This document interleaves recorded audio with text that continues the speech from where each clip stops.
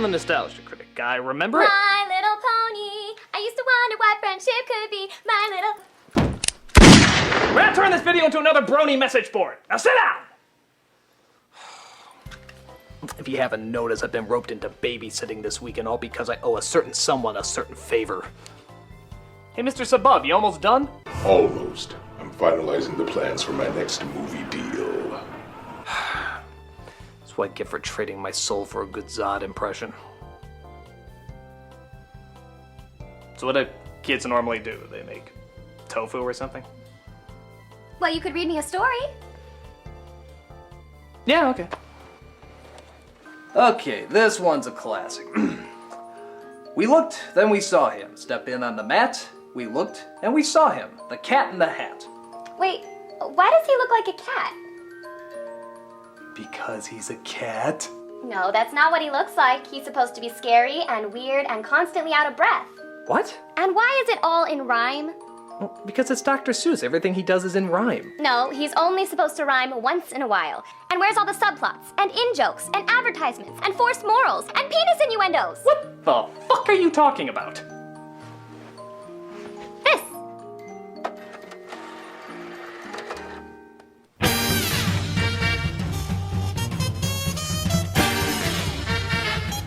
This isn't Dr. Seuss. It's not even close. It's evil corporate pandering with freaky imagery that's promoting everything that's wrong with humanity. This was next to Son of the Mask, wasn't it? Yeah. Who would think in any way this innocent little story would be connected to this big budget sellout? I won! Ah! Oh no, it's Peter Solis, Who? the Hollywood executive who bought all the film rights to Dr. Seuss. Call him the ass with the cash. I see you're young and impressionable too, so I have a jiggy load of crunk here for you. With modern jokes, adult jokes, and poop jokes galore. References kids won't get, who could ask for more? It's totally boss, and with the in crowd, is there any ponage this funkiness allows? Stop it! Stop it! Stop trying to sound cool! Is my hizzy and a nizzy? Look, you clearly have no idea how people talk, and you clearly have no idea what made Dr. Seuss a great author. Whatever do you mean? Alright, if I can take this chance to enlighten you on how Dr. Seuss is being butchered nowadays, maybe some good can come of this. What do you say, kiddo? You ready to take a trip into some awkward humor?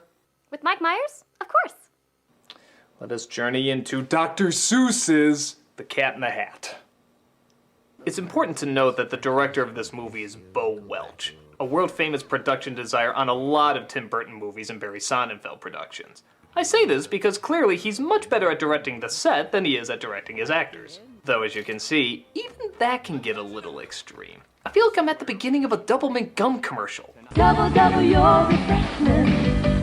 We see the mother works at a hand sanitizer factory, also known as Howie Mandel's candy store, where we see one of the many reoccurring themes in current Dr. Seuss productions, weak suburban commentary. Tonight is our bi-monthly meet and greet party. Tonight's host is Joan Walden. Joan, if your house is as messy as last time... You're fired!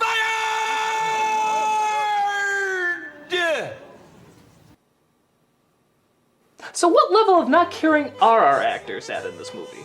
Let's see, we've passed Dennis Hopper from Super Mario Brothers, past Russell Crowe from anything he's in, and we're right up to Jeremy Irons from Dungeons & Dragons.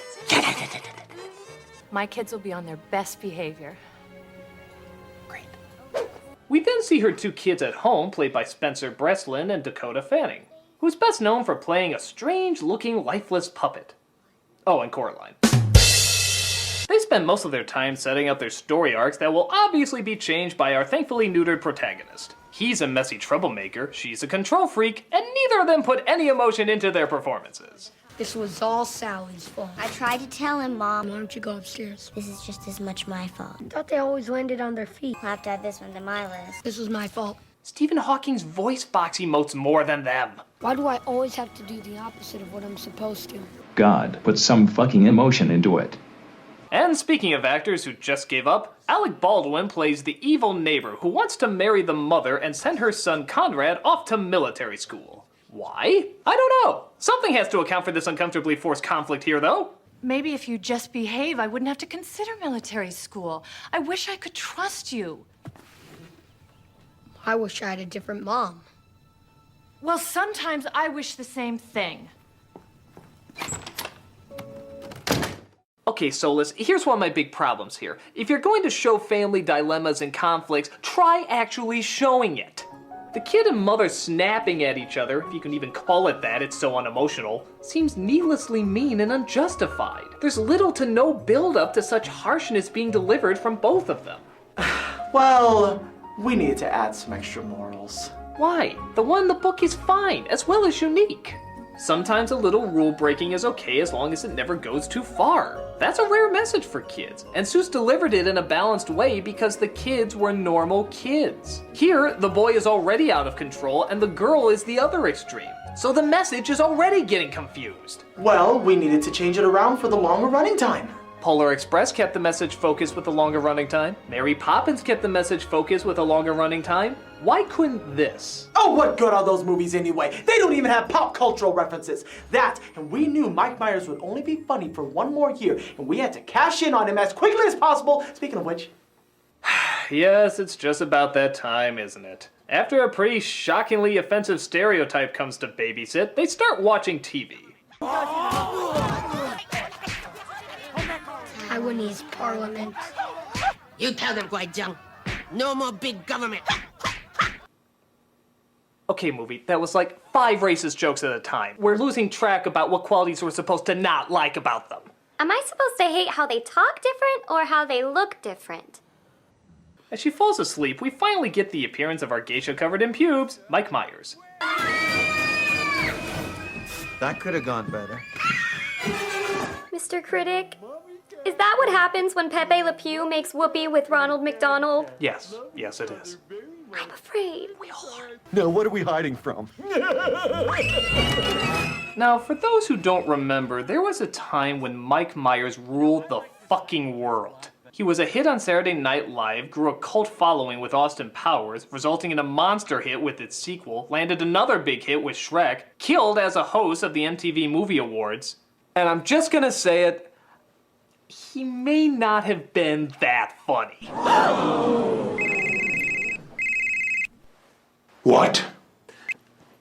Or at least not as funny as we built him up to be.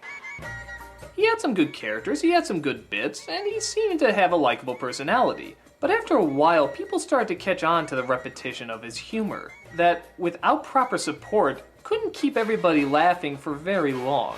And nowhere is that more painfully spotlighted than in this flick. Look at this scene where he has to keep you entertained for a good solid minute just on his own. Why, I'm the Cat in the Hat! There's no doubt about that. I'm a super fundiferous feline who's here to make sure that you're... me-line, key-line, turpentine. I got nothing. I'm not so good with the rhyming. Not really. No. Yeah, the Cat in the Hat, the most famous Dr. Seuss character of all time, is not good at rhyming. Starting to see what I'm talking about? His shtick seems to be acknowledging that what he's saying isn't funny, which at first is funny. But then you realize constantly acknowledging what he's saying isn't funny suddenly results in thinking what he's saying isn't funny. Where did you come from? My place, what do you think? On top of that, he doesn't really have much of a character. I mean, I guess it's trying to be Bugs Bunny-ish, but he never really seems to care about what his motivation is or how to carry it out. He just seems more concerned about making bad jokes and winking to the camera than he does actually interacting with the kids. Half the time, he doesn't even look them in the face. Oh, but come on, Critic! He has this laugh. Okay, that doesn't create a 3-dimensional character. What if he did it again? Doing it again isn't gonna change anything. What about again? No. And again? No. And again? No. And again? And again? And again? And again? Must you do and that? Again? Please knock it off. And again? No more. We don't need any more of this. Please, no more. This is really annoying. It's hurting my ears. They're gonna be bleeding us again. Please stop. Stop! Having him laugh again and again does not give him an identity. I mean, he's not as good as What? Don't make me say it. Say what? Please don't. What were you going to say? I can't. What is it? Please don't make me say it. What is it? He's not as good as Jim Carrey in The Grinch. Ah! Shut up. It doesn't mean it was good, but Carrey had a clear character, an eccentric grump, and his face was expressive enough to work its way through all that makeup. Myers seems to have two expressions, pedo smile and happy I shit my pants. On top of that, Carrey had enough energy to become one with the costume. He could work with it to show how fully animated his body could be. With Myers, it always looks like he's restrained by it, like he's fighting against it. Every time he's done with a take, it looks like he's gonna pass out on Dakota Fanning. Even the costume just looks like a cheap cutout you stick your face into, except it's being worn by one of the Wayans brothers from White Chicks. I don't necessarily blame Myers for this, it's just, it wasn't the right casting. And to be fair, how could anyone make a joke like this in a Dr. Seuss movie work? Humana, humana, humana, humana. Who is this? Oh. That's my mom. Awkward. Yeah. Really, Soulless? A dick innuendo joke? Well, that was just to throw in a little dirty humor for the adults. Why do you need to insert dirty humor in a Dr. Seuss film? Well, if you want the answer, and I know that you do, here's Analyst 1 and Analyst 2. Hey, how come you keep going in and out of rhyming? It's pretty inconsistent. Well, it's our lazy way of connecting to the source material. I mean, artistically, it seemed to make the most sense. You see, Critic, according to polls, or so we've been told, when kids hear adult jokes, it makes them feel old. They feel more grown up to be in on the gag. Once seen in the trailer, it's cash in the bag. The same goes for butt jokes and modern slang too. It makes the crowds think we're on the same level as you. We talk the same lingo and reference pop culture. Yes, focus groups make us more profitable vultures. But Seuss got popular because he wrote what he wanted to see, not what focus groups want to see. Have you ever considered the possibility that maybe people don't know what's best for them? And by continually giving them the same crap, they'll never know what's different, so they'll just keep asking for the same crap? Well, the chart says... I'm not asking the charts, I'm asking you! Well, the chart says... You are everything that's wrong with entertainment! But the chart says... Come back! Please come back! This can't be happening! No, there's no focus groups, no numbers. There's only one thing a Cobra Tool can do when he doesn't have a boss! No. And that's... Come on! No! I'm coming with you! That was funny. Who turned off the chart? Did you turn off the chart? I didn't turn off the chart! So the cat whips out a device called the Funometer, which you would think shows how phenomenally annoying he is, but instead restates what we already knew. You're a control freak and you're a rule breaker. That'll be $700. Who's your insurance carrier? Stop this right now! Who said that? Me! Remember the fish? Actually, no, we don't remember, because this is the first time you've been introduced. Kind of late in the game to bring this character in out of nowhere, isn't it? Ah! How did Chiquita Banana become a mine? There was this cat I knew back home where I was bred. He never listened to a single thing his mother said. You know, I sometimes wonder if this is all just a really wacky episode of To Catch a Predator. Have fun, fun, fun! Go insane and have some fun, fun, fun! Just look at me! No, I got it. I know what this is. This is one of those fake trailers before Tropic Thunder. The one that looks real but is so goddamn stupid it couldn't possibly exist. Except this one actually exists, and you should cry because of it. That's monstrous! This filthy thing? She was gonna wear that tonight and you ruined it. Honey, it was ruined when she bought it. Yeah. You know, whenever I have too much hope, I'll just remember to play that scene to remind me that all is lost. All is lost.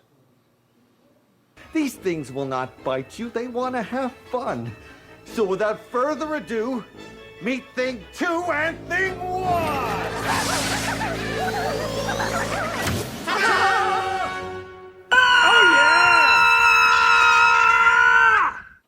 When did Marge Simpson mutate with Alfred E. Newman? Those are hideous! What?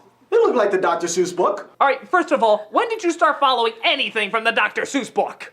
Second, what makes something cute in a drawing doesn't necessarily make it cute in real life. In drawings, you can get away with leaving certain things out, like upper lips per se. They would look like wrinkles if you put them in a drawing, but in real life, it looks fucking scary. The reason Cindy Lou was the only cute character in The Grinch was because she was the only one who was allowed to have an upper lip. Everyone else looks like a demon-possessed hungry hippo. And these two look like the Shining Girls that Bozo the Clown gave them Jaeger bombs. Don't touch him! But, uh-oh, the dog gets away and they have to get it back. Time to die. Cat, you scared him away! Dirty hoe. 8. That's 8 times Dr. Seuss rolled in his grave. Cat,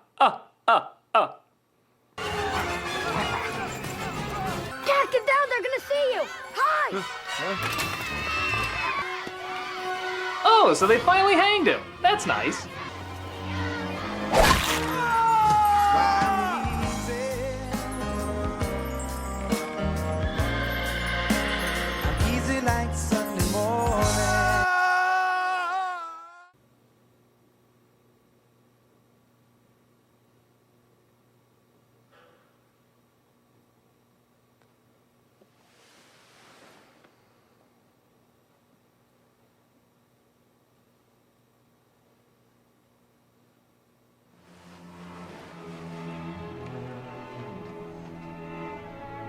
Critic?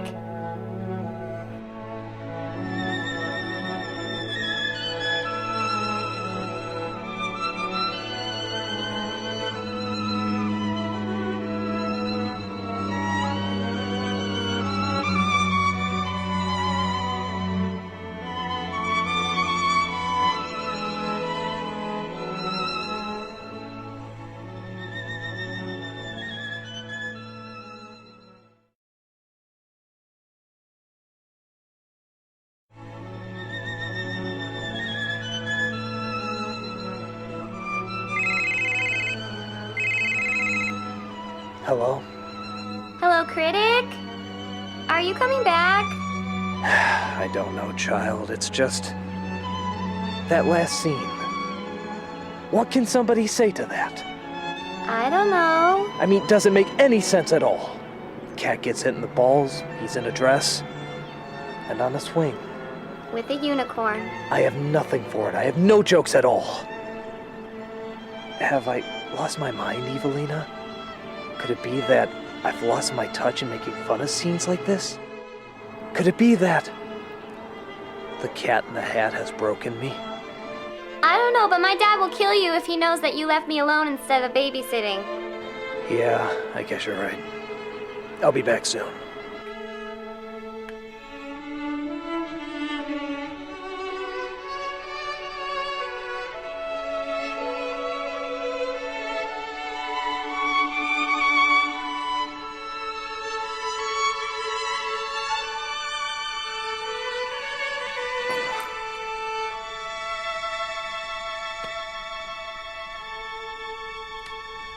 So after that scene,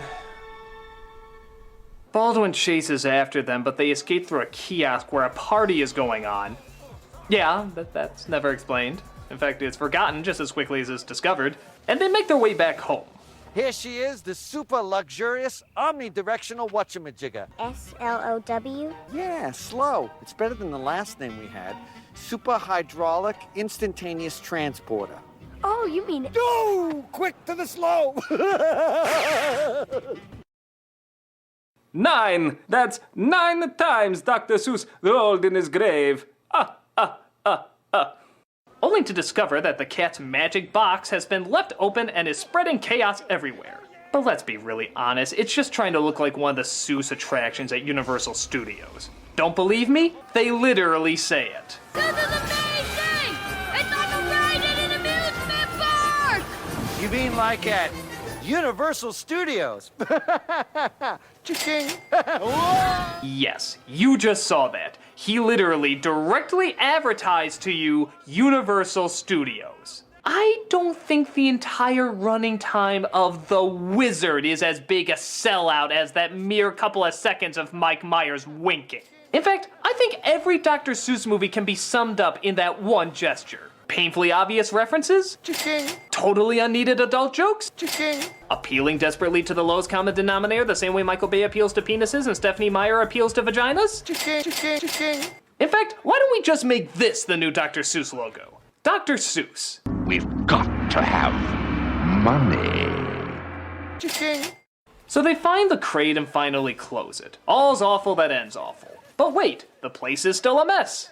You need to get out. But I thought you two wanted to have fun today. Look around, Cat. You were right. It's fun to have fun, but you have to know how. And you don't know when enough is enough. Please. Out! Finally, the only justified moment in this film. I just wish it happened an hour and a half ago. But if you know the story, oh, let's face it, doesn't matter if you do, they follow it so rarely. The cat comes in and fixes everything. And it wouldn't be a shitty Dr. Seuss movie if we didn't have a shitty pop song for the soundtrack.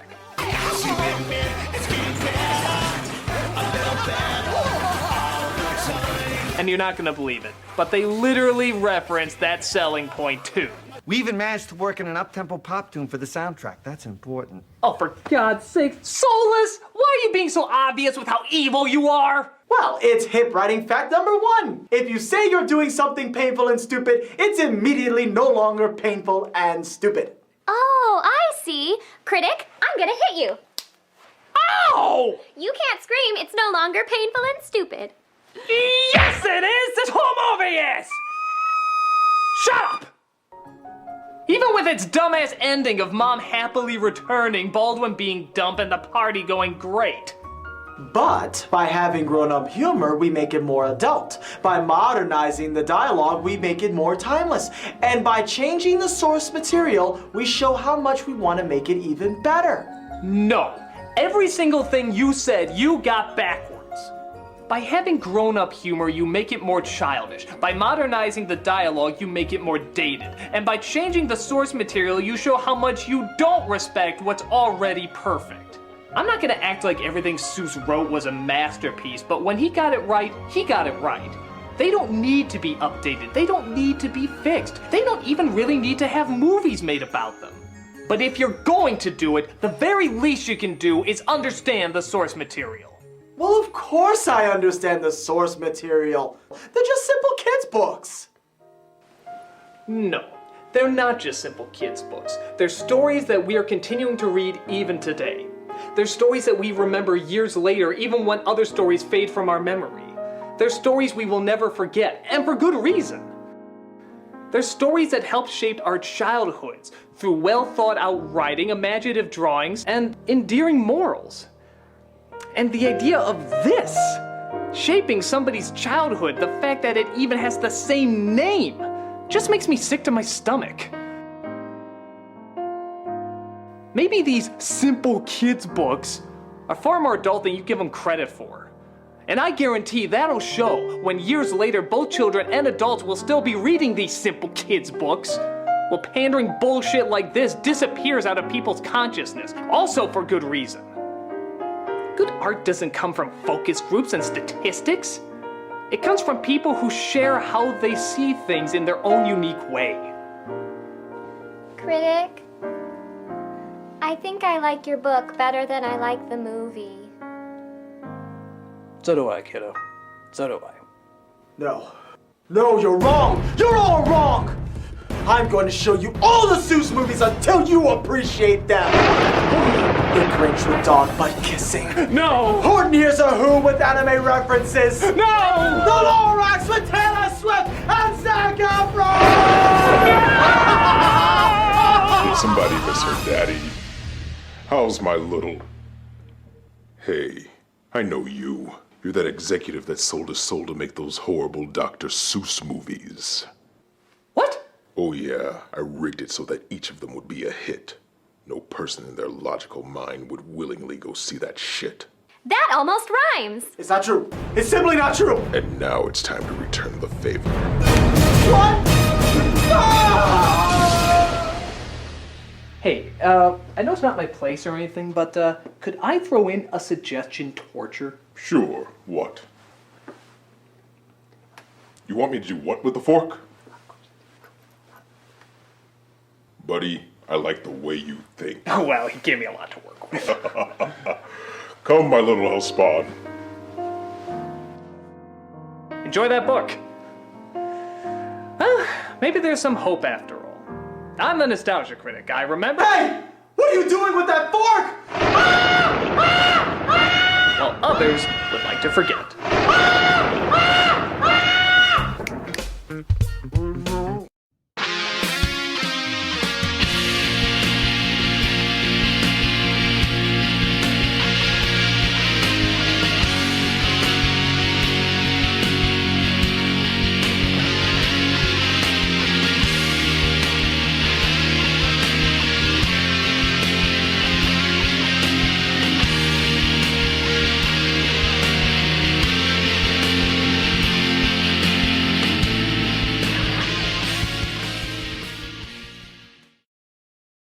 Chicken.